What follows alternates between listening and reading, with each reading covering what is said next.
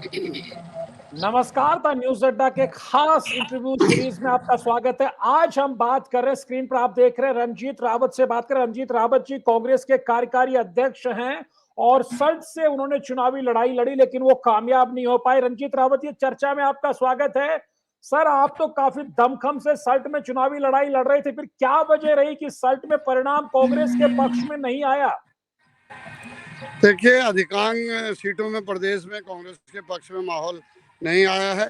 लेकिन एक जो मैंने सुबह भी कहा था कि राहत इंदौरी साहब का शेर है, लगेगी आग तो आएंगे कई मकान जद में, कोई अकेले हमारा मकान थोड़ी यहाँ है। तो वो वाला हाल हुआ। पार्टी के अंदर भीतरघात बहुत ज़्यादा हुआ है। भीतरघात बहुत ज्यादा क्यों हुआ? क्योंकि ये शिकायत तो हरीश रावत जी की भी है, ये शिकायत तो गणेश गोदियाल जी की भी, अब ये शिकायत रंजीत रावत जी की भी है। आखिर भीतरघात क्यों हुआ कांग्रेस में? ऐसी बात कहने की नौबत क्यों आ रही है रावत जी आपको? मैं देखिए, जिस दिन तक वोट पड़े तब तक मुझे भी पता नहीं था। लेकिन अब अगर हम सोशल मीडिया को देख रहे हैं तो वहाँ जो कमेंट कर रहे हैं लोग, वो इस तरह के कमेंट कर रहे हैं कि हमने जो है विरोध किया या विरोध में वोट दिया, कांग्रेस को वोट नहीं दिया, और हमारे नेता के साथ ये हुआ, वहाँ ये हुआ, इस तरह की चीज़ें आ रही हैं।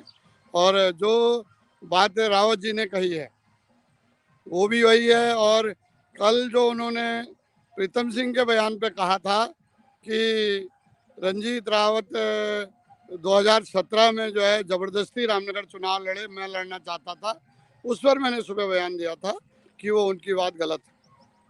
क्यों ऐसा? क्यों आप रावत जी कह रहे हैं कि वो रामनगर से लड़ना चाहते थे, कांग्रेस ने उनको टिकट भी दिया था, लेकिन वो आपको मंजूर नहीं हुआ, तो कांग्रेस ने झगड़ा शांत करने के लिए आपको सल्ट भेज दिया, उनको लालकुआ भेज दिया। और उन्होंने कहा कि लालकुआ में उनकी आसन्न हार थी, उनको दिख रही थी अपनी हार, लेकिन फिर भी पार्टी के कहने पे वो गए वहां पे। देखिए, ये हम सब नेता लोग सत्य को स्वीकार नहीं करते हैं। सब कहते हैं कि पार्टी ने कहा। पार्टी कौन है? अगर हरीश रावत भी पार्टी नहीं है, रंजीत रावत भी पार्टी नहीं है, गणेश गोंदियाल भी पार्टी नहीं है, तो पार्टी कौन है? बताइए ना। रंजीत रावत तो नहीं बैठा था, लेकिन गणेश गोंदियाल, प्रीतम सिंह और रावत जी तो स्क्रीनिंग कमेटी में थे। और जिन जिन टिकटों पे इनकी सहमति हुई वो उस तरह से इन्होंने किया, कमेटी ने निर्णय लिया।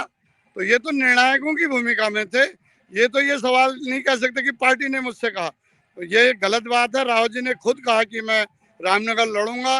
वो समय समय पर कभी रामनगर आके पकौड़े तल रहे थे किसी ठेले पे, कभी जो है चाय बना रहे थे, कभी नींबू सान रहे थे, कभी कह रहे थे मैंने यहाँ बचपन में पढ़ा है, मैं यहाँ क्लासों में पढ़ाऊंगा। तो ये और अपने लोगों से उन्होंने करीब रामनगर में 4-5 लोगों से कहा कि मैं तुमको लड़ाऊंगा, ठाकुर में अगर होगा तो तेरे को लड़ाऊंगा, बहला में होगा तुझको लड़ाऊंगा, ब्राह्मण में से प्रत्याशी होगा तुझको लड़ाऊंगा। और लास्ट में कहा कि नहीं, तुम्हारा नहीं हो पा रहा है, रंजीत का कट नहीं सकता, तो मैं ही लड़ूंगा। ओके, तो क्या संजय नेगी को, क्या ये भी लोग कह रहे हैं कि संजय नेगी को भी हरीश रावत के इशारे पर निर्दलीय लड़ा के कांग्रेस के बिल्कुल, कैंप निश्चित में रूप इस से, तरह की क्योंकि बात भी उसका चल एक रही? प्रमाण यह है, जिनको प्रदेश कांग्रेस कमेटी ने चुनाव से 2 हफ्ते पहले 4 लोगों को रामनगर में प्रदेश सचिव बनाया, वो सब के सब जो हैं संजय नेगी को चुनाव लड़ा रहे थे। इस समय उसकी शिकायत कैंडिडेट ने लिखित प्रदेश कांग्रेस कमेटी को की है, लेकिन उस पर कोई कार्रवाई प्रदेश कांग्रेस कमेटी द्वारा नहीं की गई है। जबकि लालकुआ में जिन जिन लोगों के लिए कहा गया उनको तत्काल बाहर कर दिया गया। तो क्या ऐसे निर्णय पार्टी में होते हैं? तो क्या हरीश रावत के इशारे पे गणेश गोदियाल कांग्रेस को चला रहे हैं, उसी के चलते कांग्रेस का बेड़ा गर्क हो गया 2022 में? रंजीत रावत जी, पवन लालचंद जी, आपका सवाल ही गलत है। हरीश रावत के इशारे पे गणेश गोदियाल कांग्रेस को नहीं चला रहे हैं, जो आपका प्रश्न है। कांग्रेस को चला ही हरीश रावत और उनके चंगू मंगू रहे हैं। गणेश गोदियाल तो खाली स्टैम्प बन के रह गए। उनके दस्तखत से तो एक भी अपॉइंटमेंट जारी नहीं हुआ है। जो करीब 200 से ज्यादा प्रदेश में सचिव, उपाध्यक्ष और प्रवक्ता बनाए गए हैं ये चुनाव के बीच में, वो कोई भी गणेश गोंदियाल के दस्तखत से नहीं हुए। रंजीत रावत जी, हरीश रावत जी के समर्थकों का तो दर्द यह है कि तमाम कांग्रेस में जो हरीश रावत के जो विरोधी थे, उन्होंने उनको लाल कुआं में ले जाकर के उनको सियासी तौर पे वहां उलझा दिया, उनकी हार करा दी आप लोगों ने। हरीश रावत जी अपने अनुभव के आधार पर ऐसा कह सकते हैं, क्योंकि वो हमेशा ऐसा कहते आए हैं और मैं तो 35 साल उनका सहयोगी रहा हूँ। तो अपने पुराने अनुभव पे वो कह रहे होंगे इस बात को।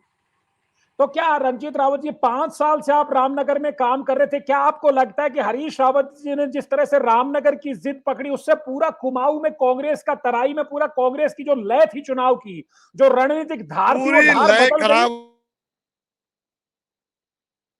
जी मैं हेलो जी, आपकी आवाज आ रही है, अपनी बात रखिए रावत जी, सुन हेलो पा रहे हैं हम जी, अपनी बात रखिए रावत जी, हम हेलो सुन रहे हैं आपको जी, अपनी बात रखिए सर। हेलो आपकी आवाज आ रही है रावत जी, हम हेलो आपको सुन पा रहे हैं। हेलो, आपकी आवाज हम तक पहुंच पा रही है रावत जी? हेलो जी हाँ रावत जी, हम आपको सुन पा रहे हैं, आप अपनी बात रखिए। हेलो मेरा सवाल है क्या रंजीत रावत जी, क्या आप हमें सुन पा रहे हैं? Hello Ranjit hello Rawat ji? जी जी जी रावत जी, क्या आप हमें सुन पा रहे हैं? मुझे लगता है रंजीत रावत जी का संपर्क हमसे टूट गया। हम कोशिश करते हैं दोबारा उनसे जुड़ने की कोशिश करते हैं, क्योंकि वो एक लगातार इस तरह की विस्फोटक बातें रख रहे हैं। सीधे तौर पर वो आरोप हरीश रावत पर लगा रहे हैं कि हरीश रावत ने एक तरह से पूरे कुमाऊं की और तराई की पूरी लय बिगाड़ने की कोशिश की। और जिस तरह से वो रामनगर आते हैं, क्योंकि रंजीत रावत लगातार ये कहते रहे कि भाई रामनगर पे वो लगातार कोशिश कर रहे थे, और अगर रामनगर से उनको मौका मिलता तो वो एक तरह से वो रामनगर की सीट भी निकालते, और लालकुआ में जो हरीश रावत के साथ हुआ वो भी नहीं हो पाता। तो कहीं ना कहीं मुझे लगता है कि ये अपने आप में कांग्रेस के भीतर की चीजें हैं। रंजीत रावत फिर हमारे साथ जुड़ने की कोशिश कर रहे हैं, हम उनको स्क्रीन पे ले। तो रावत जी, क्या आप मुझे सुन पा रहे हैं सर? रावत हेलो। जी क्या आप मुझे हाँ रावत जी, क्या आप मुझे सुन पा रहे हैं? हाँ, आप सुन रहा हूँ। हाँ, मेरा सवाल सीधा था, क्या आपको लगता है कि ठीक चुनाव के समय अगर हरीश रावत जी रामनगर की जिद नहीं करते तो पूरा उधर कुमाऊं के क्षेत्र में एक कार्यकर्ताओं में, पार्टी में माहौल गलत नहीं बनता, देखिए, ऑपोजिशन जिस को तरह मौका से नहीं हरीश मिलता? रावत जी ने स्क्रीनिंग कमेटी में बार बार नाराजगी दिखाई, टिकटों को लेट करवाया, और जब तक उनके मैनेजरों ने हरी हरी झंडी नहीं दी तब तक उन्होंने सहमति नहीं भरी। उससे टिकट लेट हुए, कांग्रेस टिकटों में उलझ गई और बीजेपी अपनी रणनीति बनाने में रही। और उसके बाद जो ड्रामा हुआ, लाल कुआं, रामनगर, कालाडूंगी, सारी सीटों के टिकटों की अदला बदली हुई, उससे जनता में मैसेज अच्छा नहीं गया। हारती हुई बीजेपी चुनाव जीत गई और जीतती हुई कांग्रेस जो है चुनाव हार गई। आपने एक और बात, आपने एक बड़ा संगीन आरोप लगाया। आपने कहा कि भाई हरीश रावत जी के मैनेजरों ने बहुत सारे लोगों से टिकट के नाम पे पैसा ले रखा था, कुछ लोगों को वापस कर दिया गया, कुछ लोग अभी भी पीछे पीछे घूम रहे हैं पैसा लेने के लिए। बिल्कुल, ये आम चर्चा है प्रदेश में, और मेरे संपर्क के भी एक दो लोगों से लिया। तो ये तो अपने आप में बहुत बड़ी बात है कि क्या इतने बड़े कांग्रेस के दिग्गज नेता हैं, वो भी पैसे लेकर के टिकट दे रहे थे, इसलिए भी कांग्रेस की दुर्गति हुई? निश्चित रूप से। रावत जी, थोड़ा आप कैमरे को अपने फ्रेम, हाँ आप इस तरह से रहिए। रावत जी, एक सवाल, आपने कहा कि अगर हरीश रावत जी ये कहते हैं कि 2017 में भी वो रामनगर से लड़ना चाहते थे, वो रामनगर के लिए नए नहीं थे, तो आपने उसमें कहा कि नहीं, आप 2017 में रामनगर लड़ रहे थे, पहले रावत जी ने आपको रामनगर से लड़ने के लिए कहा। अविनाश पांडे के साथ भी ये बातचीत आप लोगों की हुई थी? देखिए, हरीश रावत जी झूठ बोल रहे हैं। उन्होंने मुझे खुद कहा था कि तुमने सल्ट में इतने विकास कार्य कराए, उसके बाद सल्ट वाले ने तुम्हें हरा दिया। और सल्ट वालों के बारे में बहुत कुछ कहा था, उसको मैं अभी नहीं कहना चाहता, जरूरत पड़ेगी तो आगे कभी कहूँगा। और मेरे से कहा तुम रामनगर तैयारी करो। जब मुझे 1.5-2 साल रामनगर तैयारी करते हो गए, तो तब उनको अचानक लालच जगा कि रामनगर तो अच्छी सीट है, मुझे लड़ना चाहिए। तो मैंने कहा भाई, मैं कोई फुटबॉल नहीं हूँ जो कभी रामनगर कभी शर्ट लुढ़कता रहूँ। मैं तो अब रामनगर ही लड़ूंगा, ये मैंने तब कहा था। और बल्कि इस बात की मेरे पास गवाह भी हैं। हमारे स्क्रीनिंग कमेटी के अध्यक्ष जो मतलब गवाह क्या है, वो हमारे स्क्रीनिंग कमेटी के चेयरमैन थे अविनाश पांडे जी। उनके साथ 4 साल बाद मैं हरीश रावत जी के साथ एक मीटिंग में बैठा था। पार्टी हाईकमान ने कहा था कि तुमको उनके साथ बैठना चाहिए, तो मैं बैठा। तो वहाँ रावत जी ने खुद पांडे जी से कहा कि ये रंजीत ने बहुत काम किए हैं सल्ट में, और ये वहाँ लड़ना चाहता था लेकिन हारा। तो मैंने कहा इससे कि तू वहाँ मत लौट, इतने काम करने के बाद जिन लोगों ने हरा दिया, यहाँ मत लड़, तू रामनगर लड़। और आज वो कह रहे हैं कि रंजीत ने कहा जबरदस्ती मैं रामनगर लड़ूंगा। तो वो झूठ बोलते हैं, हमेशा मासूमियत से बोलते हैं, लोग उनको सच समझते हैं। रावत जी क्या, लेकिन आपने सहसपुर सीट का जिक्र भी किया क्योंकि मुस्लिम यूनिवर्सिटी का जो मसला आया उसने बीजेपी के लिए रास्ता आसान कर दिया। अब लोग ये कह रहे हैं, राजनीतिक जानकार भी मानते हैं कि मुस्लिम यूनिवर्सिटी के जो बयान था उसने पूरे निश्चित चुनाव को रूप से मैंने कहा ध्रुवीकरण है कर सुबह दिया, भी कि हिंदू मुसलमान का पिछली चुनाव बार बना जो दिया। है जुम्मे की छुट्टी और इस बार मुस्लिम यूनिवर्सिटी बीजेपी के हाथ में ब्रह्मास्त्र दिया गया, और वो सिर्फ एक कैंडिडेट को जिसको वो टिकट नहीं दिलवाना चाहते थे उनको टिकट मिल गया था, तो उन्हीं के क्षेत्र के एक अल्पसंख्यक नेता को उन्होंने एश्योरेंस दे दी कि हम हाँ आपके लिए हम मुस्लिम यूनिवर्सिटी खोल देंगे, और वो रात बात जो है विपक्ष ने हाथों हाथ उठा ली, उनको तो ब्रह्मास्त्र मिल गया। लेकिन रावत जी तो मना करते हैं, हरीश रावत जी तो मना करते हैं, रावत उनका जी कोई। हर चीज को मना करते हैं। वो तो कहते हैं मैंने जुम्मे की छुट्टी भी नहीं करी, जबकि उसका कैबिनेट डिसीजन है, जियो है। लेकिन वो तो उसको मना करते हैं कि वो बीजेपी को चैलेंज करते हैं कि भाई आप जुम्मे की छुट्टी का जो जियो लेकर के आ जाइए, मुस्लिम यूनिवर्सिटी का कमिटमेंट मैंने किससे किया, इसको साबित कर दीजिए। बिल्कुल, देखिए अगर मैं आपके चैनल पे अभी कोई चीज कह रहा हूँ, कल मैं कह दूं मैंने ये कहा ही नहीं, तो आप क्या करेंगे? तो यानी कि आपको लगता है कि 2017 के चुनाव को भी हरीश रावत ने जुम्मे की छुट्टी के बहाने जियो जारी करके ध्रुवीकरण करा दिया, हिंदू मुसलमान का चुनाव बना दिया, और 2022 में भी जब कांग्रेस के पक्ष में माहौल था तब ये मुस्लिम भाई यूनिवर्सिटी का देखिए, अब मुद्दा उन्होंने नहीं रहने दिया। जानबूझ के किया या गलती से किया, लेकिन हाँ, बीजेपी को तो अस्त्र मिल गया ना। लेकिन ये लेकिन खोज का विषय है कि उन्होंने जानबूझ के किया या गलती से किया, लेकिन और वो लेकिन इसी तरह के बयान हमेशा विवादित देते रहते हैं। कांग्रेस के वर्किंग कमेटी के मेंबर और ऑल इंडिया के जनरल सेक्रेटरी होते हुए उन्होंने सल्ट के उपचुनाव से पहले बयान दिया कि वहाँ बीजेपी को वॉकओवर देना चाहिए। हमारे नेता राहुल गांधी हर रोज हर चौराहे पे कह रहे हैं कि चौकीदार चोर है। रावत जी बयान देते हैं कि मोदी तुझसे बैर नहीं, भाजपा तेरी खैर नहीं, तो ये भी गलती से दिया होगा। इस तरह की कई सारी चीजें हैं, अगर आप उनको जोड़ोगे तो मैंने एक साल भर पहले लगभग बयान दिया था कि हरीश रावत की मनोदशा ठीक नहीं है, उनको आराम की ज़रूरत है। तब मेरे पुतले भी फुकवाए गए थे, बहुत सारे चैनलों पे और पेपरों में मेरे खिलाफ लिखवाया भी गया था, लेकिन मैं आज भी अपने बयान पे कायम हूँ। या तो वो कांग्रेस को नुकसान देने के लिए जानबूझ के ऐसा कर रहे हैं, या उनकी मनोदशा ठीक नहीं है। लेकिन रंजीत रावत जी, क्या हरीश रावत जी के कुछ समर्थक तो यहां तक आरोप लगाते हैं कि साहब जो देवेंद्र यादव हमारे प्रभारी थे उनकी भूमिका ठीक नहीं थी। आपने कहा कि हरीश रावत ने टिकटों की खरीद फरोख्त की, कुछ लोग कहते हैं कि देवेंद्र यादव ने टिकटों को खरीद फरोख्त किया, गलत टिकट बांटे। इसको लेकर के आपका क्या कहना है सर? देखिए, जब किसी पर आरोप लगता है तो वो निश्चित रूप से तिलमिलाता है, और वो दूसरे की तरफ भी जो है आरोप कीचड़ उछालने की कोशिश करता है। जहाँ तक देवेंद्र यादव की बात है, मेरे को भी 40 साल कांग्रेस में हो गए हैं, मैंने कोई दूसरा दल नहीं देखा आज तक। मैंने कभी इतना एक्टिव, एनर्जेटिक और चीज़ों को कैरी करने वाला, फॉलो करने वाला प्रभारी आज तक उत्तराखंड में नहीं देखा, जिसने बूथ लेवल तक की कांग्रेस कमेटियों को एक्टिवेट किया, उनको एनर्जाइज किया और दिन रात फॉलोअप किया। रंजीत रावत जी, चूंकि आप होली के कार्यक्रम में व्यस्त, अभी हमने 12 मिनट के आसपास आपसे बात की है, मैं 2-3 सवाल आपसे और लूंगा, बेहद व्यस्त थे लेकिन आपने मेरे लिए समय निकाला। लेकिन रंजीत रावत जी, अब आगे का रास्ता क्या है कांग्रेस का रास्ता क्या है अभी देखिए, फरारी हर चुनाव? रास्ता एक ही है कि जो ये कमियां हैं इनको दूर किया जाए। अगर नेता ये चाहेंगे कि मैं जीत जाऊं दूसरा हार जाए, तो जब सब हार जाएंगे तो सरकार कहाँ से आएगी? मैंने कहा ना, वो राहत इंदौरी साहब का शेर की अगर लगेगी आग तो आएंगे कई मकान जद में, कोई अकेले हमारा मकान थोड़ी यहाँ है, जैसा एक शेर था। तो वही है, अगर एक दूसरे के घर में आग लगाने की कोशिश करेंगे तो हमारे हाथ भी झुलसेंगे, हमारा घर भी झुलसेगा। रावत जी, इसी तरह फ्रेम में रहिए, आपका फेस थोड़ा कट जा रहा है। क्या आपको लगता है कि हरीश रावत जी का रोल इस इलेक्शन में वो नहीं हुआ जो होना चाहिए था कैंपेन लीडर के नाते? हाँ, उन्होंने कैंपेन किया ना लालकुआ में। आपको लगता है कि वो लाल कुआं से बाहर नहीं निकल पाए, घबराए हुए थे? बिल्कुल, लालकुआ और हरिद्वार के अलावा और कहीं कैंपेन नहीं किया, और नाम मात्र को गए हैं 1 या 2 दिन। यानी कैंपेन कमेटी के चीफ के नाते हरीश रावत की भूमिका अच्छी नहीं रह पाई, जिसका नुकसान कांग्रेस को हुआ। मैंने तो नहीं देखा उनको, ना काशीपुर में, ना जसपुर में, ना रामनगर में, ना सल्ट में कहीं। आपने बुलाया था? आपने तो बुलाया भी नहीं होगा ना रंजीत रावत जी, आप तो रावत जी को बुलाते कहाँ हैं? आपने बुलाया था सल्ट मैंने में उनको? मैंने तो किसी को नहीं बुलाया था, अगर आप कहोगे तो, क्योंकि मुझे टाइम ही नहीं मिला था।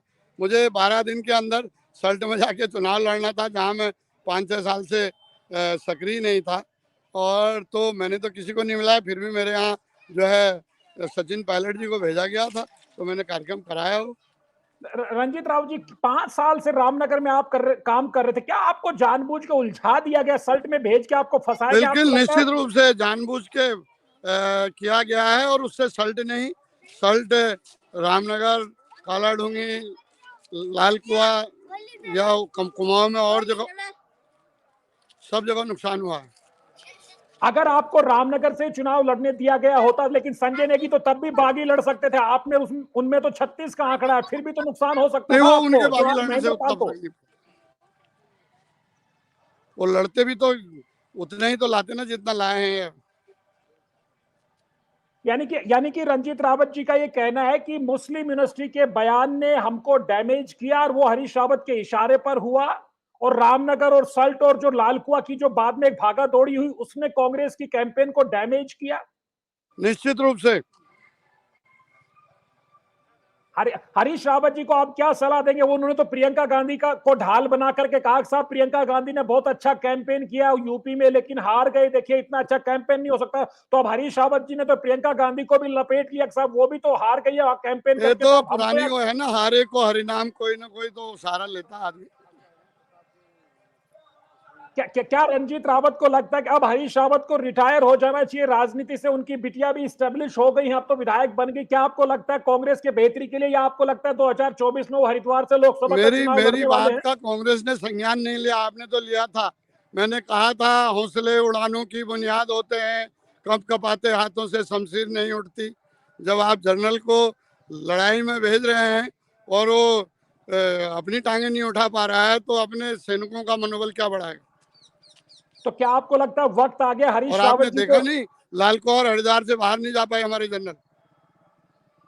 क्या आपको लगता है कि हरीश रावत को अब राजनीति से संन्यास लेना चाहिए? कांग्रेस में इस तरह की चीज भी आप लोग रखेंगे, या देखिए, आपको ये लगता है पार्टी का निर्णय होना चाहिए और हरिराज का निर्णय होना चाहिए, मेरा थोड़ी। मुझे जिस दिन निर्णय लेना होगा मैं रिटायर ले लूंगा खुद, लेकिन लेकिन उनके बारे में निर्णय वो लें या पार्टी ले। लेकिन ओवरऑल कांग्रेस की परफॉर्मेंस बहुत कमजोर रही, जबकि चुनाव से पहले आंका जा रहा था कि कांग्रेस 40, 42, 45 तक भी जा सकती, नहीं बहुमत लेकर के आ सकती। फिर ऐसा अचानक हुआ क्या कि आप लोग इतना नीचे चले गए, 19 पे सिमट गए? मैंने कहा ना, टिकटों के बंटवारे में देरी, और जो है जो टिकटों को बदला जाना, माहौल इस तरह का बना देना कि कांग्रेस में बहुत लड़ाई है, वो सारे कारण हैं। आपको लगता है कांग्रेस में भीतर घात हुई? आपके साथ भीतर घात हुई, सल्ट में आपके साथ भीतर घात हुई, आपको ऐसा लगता है? क्योंकि रावत जी को लगता है लाल कुआं में ऐसा हुआ है।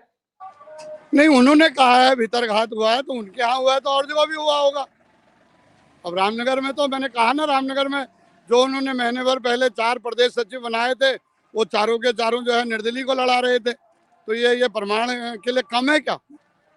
और उनके खिलाफ अभी तक कोई कार्रवाई भी नहीं हुई है, जबकि कैंडिडेट ने लिख करके दिया है, पार्टी के ऑथराइज कैंडिडेट ने। लेकिन रावत जी, जो आप आरोप लगा रहे टिकटों की खरीद फरोख्त था, हरीश रावत के मैनेजरों ने लोगों से पैसे लिए, क्या इसमें दम भी है, या सुनी सुनाई बात को आप आगे रख रहे हैं? जी, ये जो हरीश रावत के मैनेजरों ने लोगों से पैसे लेकर के टिकट दिलवाए, कुछ को टिकट नहीं दिलवा पाए, उनके पैसे अभी तक नहीं लौटाए, क्या आपको लगता है ये सुनी सुनाई बात है, या आपको इसमें दम भी लग रहा है? क्योंकि बड़ा गंभीर मसला एक है ये। बात सुनिए पवन लालचंद जी, मैं कभी भी, मुझे शौक नहीं है, मैं ज्यादा आता भी नहीं हूँ मीडिया पे, और जब आता हूँ जिस बात को कहता हूँ तो उसके साथ मजबूती से खड़ा रहता हूँ। मैं जो कह रहा हूँ मैं उस पर अड़ी हूँ। यानी आपको लगता है टिकटों की खरीद फरोख्त हरीश रावत के मैनेजरों ने की है, हरीश निश्चित रावत ने रूप से, की मैंने है? कहा ना, मेरे जानने वालों से भी उन्होंने पैसे लिए, अभी लौटाए भी नहीं। कितनी सीटों पे? 1 सीट, 2 सीट, 5 सीट पे? अब मुझे जो सीटों की जानकारी है मैंने उसके आधार पे कह दिया। अब ये तो जांच का एक विषय है वहां की कितनी सीटों पे। नहीं, भाई एक तो बहुत ज्यादा सीट हो या 1-2 सीट की बात हो? नहीं नहीं, 1-2 से अधिक सीटें हैं। 1-2 से अधिक सीट है। आखिरी में एक सवाल आपसे और ले रहा हूं रंजीत राव जी, अब कांग्रेस को आगे किस तरह बढ़ना चाहिए, इसको लेके आपका अपना नजरिया क्या है? कि नेता प्रतिपक्ष देखिए, प्रीतम सिंह को। ये जो प्रश्न आपका है, ये तो मैं पार्टी फोरम में बोलूंगा ना। ओके, लेकिन रंजीत रावत जी, चुनावी हार के बावजूद आज आप होली मना रहे हैं, पिछले अब आप कह रहे हैं कि हफ्ते भर होली चलेगी, ये कहां से? ये तो आपकी एक थोड़ा हिम्मत वाली बात है। मजबूत है या टूट गए सल्ट की हार के बाद? रंजीत रावत की क्या स्थिति है, देखिए मनोस्थिति इस वक्त क्या देखिए है? देखिए, मैं कहना चाहूंगा, जल जले ऊंची इमारतों को नेस्तनाबूद कर देते हैं। मैं बुनियाद हूं, मुझे कोई खौफ नहीं। हेलो। जी जी, यानी कि आप मजबूती से डटे रहेंगे, आगे भी चुनावी निश्चित रूप लड़ाई। से मैंने कहा ना कि जल जले बुलंद इमारतों को नेस्तनाबूद कर देते हैं। मैं बुनियाद हूं, मुझे कोई खौफ नहीं। और आप देख रहे हैं, मैं कम से कम 25-30 जगहों पर डेली जाके 100-150 होलियारों को ले जाके होली खेल रहा हूँ, मना रहा हूँ। हमारा त्यौहार है, हमारी सांस्कृतिक धरोहर है, हमारी पुरानी पीढ़ी ने हमें सौंपी है, तो हमारा दायित्व तो बनता है कि हम इसको अपनी अगली पीढ़ी तक पहुंचाएं, उसको कैरी ओवर करें। रंजीत रावत फिर रामनगर में आ गए हैं। रामनगर में आपने एकदम से मजबूती से फिर से पैर जमा लिए, फिर तो रामनगर नहीं छोड़ देंगे, क्योंकि आप पहले भी मना करते रामनगर नहीं छोड़ेंगे, फिर आपको मैं रामनगर छोड़ना देखिए पड़ गया। पवन लालचंद जी, हर साल होली मेरी सल्ट से स्टार्ट होती है और रामनगर आती है, फिर सल्ट में जाके उसका समापन होता है। नहीं, अब सल्ट में रहेंगे कि रामनगर में रहेंगे? क्योंकि इस बार तो चुनाव से पहले हरीश रावत जी ने आपको रामनगर से छुड़वा दिया ना, आपका रामनगर तो। उनके छुड़वाने से क्या होता है? मैं भी तो कुछ हूँ। नहीं, अब मैं निर्णय रामनगर लूंगा में ना, मुझे कहाँ रहना है। मेरा घर है रामनगर में, उसको कौन छुड़वा देगा? नहीं नहीं, वहां पे तो रावत जी ने मेरा छुड़वा दिया ना मेरा चुनाव। मेरा सल्ट में भी घर है, मेरा रामनगर में भी घर है। मेरी माँ गांव में रहती है, मेरे भाई गांव में रहते हैं। मेरा एक बेटा जो है बड़ा सल्ट का प्रमुख है, और मैं जो है रामनगर में अपनी पत्नी के साथ रहता हूँ, छोटे बेटे के साथ। तो मेरा वोट भी रामनगर है। मैं जब पिछली बार रामनगर लड़ रहा था तो मेरा वोट सल्ट में था, मैं सल्ट वोट देने गया। इस बार मैं रामनगर सल्ट लड़ रहा था तो मेरा वोट रामनगर में था, मैं रामनगर वोट देने के लिए आया। प्रीतम सिंह की भूमिका ठीक रही? लास्ट सवाल, आपको लगता है प्रीतम सिंह का रोल ठीक रहा? मैं कहना चाहूंगा, जिस तरह से प्रीतम सिंह जी ने संगठन को मजबूत कर दिया था और वो तेजी से काम कर रहे थे, उस समय पे उनको हटाना भी एक हमारी भूल थी। और प्रीतम सिंह ठीक काम कर रहे हैं, इसीलिए वो जीत रहे हैं, बार बार छठी बार जीत गए लगातार। आखिरी सवाल, हरीश रावत जी और रंजीत रावत जी के बीच की जंग कब थमेगी? इतना इतना इतना इतनी इतना गुस्सा क्यों है दोनों में, क्या वजह है? देखिए, मैंने कहा कई बार, कह चुका हूँ मैं आपको भी, गुस्सा कोई किसी चीज के बंटवारे के लिए नहीं। हम पार्टनर नहीं रहे हैं, कभी साथी रहे हैं, सहयोगी रहे हैं, लेकिन जो उनकी नीतियां हैं, जो उनकी आदतें हैं, उनका विरोध है, नीतियों का विरोध है। साथ वाले को धोखा करना वो अच्छी बात नहीं है। जो मन में हो आदमी के, वो मुंह पे होना चाहिए। मैं इस बात का प्रबल समर्थक हूँ। और हरीश रावत जी के मन में क्या होता है ये ऊपर वाला भी नहीं पता कर सकता, और मुंह में जो होता है वो कभी सच नहीं होता। Thank you so much Ranjit Rawat ji, हमसे बातचीत करने के लिए बहुत बहुत धन्यवाद। कुल मिलाकर के आपने हमारे लिए समय निकाला, और बहुत महत्वपूर्ण और काफी एक तरह से जी, महत्वपूर्ण बात आपने कही है। कई नमस्कार, धन्यवाद। विस्फोटक विस्फोटक बातें रंजीत रावत जी ने कही। उन्होंने साफ तौर पर आरोप लगाया कि हरीश रावत और उनके मैनेजरों ने टिकटों के खरीद फरोख्त पैसे को लेकर के की, ये उनका एक बड़ा आरोप रहा है। दूसरा, उन्होंने कहा कि हरीश रावत कैंपेन कमेटी के चीफ होने के बावजूद लालकुआं और हरिद्वार ग्रामीण सीट से बाहर नहीं जा पाए, इससे कांग्रेस को नुकसान हुआ है। तीसरा, रंजीत रावत ने कहा कि जो आखिरी समय में सीटों को लेकर के रामनगर की जीत जो हरीश रावत जी ने की, उसके बाद जो अदला बदली हुई, उससे कांग्रेस को नुकसान हुआ। उसके अलावा जो रंजीत रावत का आरोप, वो ये आरोप है कि हरीश रावत भले देवेंद्र यादव को टारगेट पे ले रहे हो या दूसरे नेताओं के भीतर घात का आरोप लगा रहे हो, क्योंकि जिस तरह से रामनगर में संजय नेगी को लड़ाया गया, वो भी एक तरह से संदेह पैदा करता है कि उनको इशारा किन का था। उसके अलावा रंजीत रावत ने प्रीतम सिंह के कामकाज की एक तरह से सराहना की है। तो कुल मिलाकर कांग्रेस के भीतर अब चुनावी हार के बाद जिस तरह से दिग्गज हैं वो आमने सामने आ गए हैं, और अब जिस तरह से हरीश रावत ने कहा था रामनगर सीट से चुनाव लड़ने को लेकर जो अपना पक्ष रखा था, उस पर अब रंजीत रावत का पलटवार आया है। नमस्कार।